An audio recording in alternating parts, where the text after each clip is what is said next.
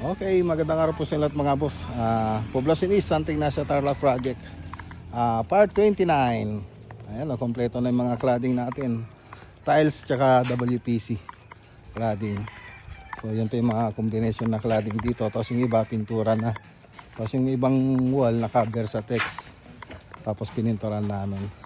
So dito rin, kompleto na rin yung WPC natin dito na cladding. Tsaka tiles. Tapos dito sa may carport, dito sa may garahe, yan, kompleto na rin yung ceiling, PVC ceiling natin. Yan. So ganun din dito sa kabila. So yun na lang, hindi pa tapos pala. Meron pa. Yan, punta tayo sa loob. Pinailaw na po namin mga boss yung loob na ito. Pero wala pa yung mga center light niya, mga pin light, strip light, tsaka yung aluminum profile na may LED. Ayun, ang ganda na. So ang kulang na lang dito yung mga center light, tapos modular cabinet, cabinet na may bar counter yan, tapos TV console. So yung mga cornice na ginamit natin dito, ayan mga plain lang.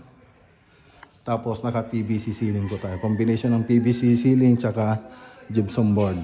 Yan po yung ilagay nating dito. Material sa ceiling. So ito yung room 1. So ganun din, wala pa yung sa may center light niya. Ito yung toilet and bath ng dalawang room. Ayan. Punta tayo sa master bedroom. Dito sa master bedroom, so ganun din, wala pa yung ilaw dito sa may center. Tapos may mga closet pa po ito.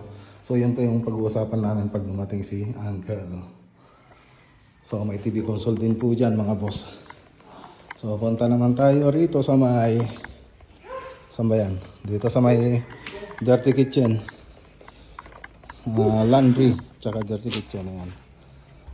Ito yung mga lababo, okay na. Tapos dito, okay na rin dito. Mga accessories na lang kulang. Ayan. So andito na rin pala yung mga toilet bowl natin. Posy yung tatak. Galing sa Wilcon. Tapos ito yung likod. Okay. Ayos. So ayan lang yung update natin dito mga boss. So abangan nyo na lang po yung susunod na vlog natin dito. Magandang araw po sa lahat at God bless.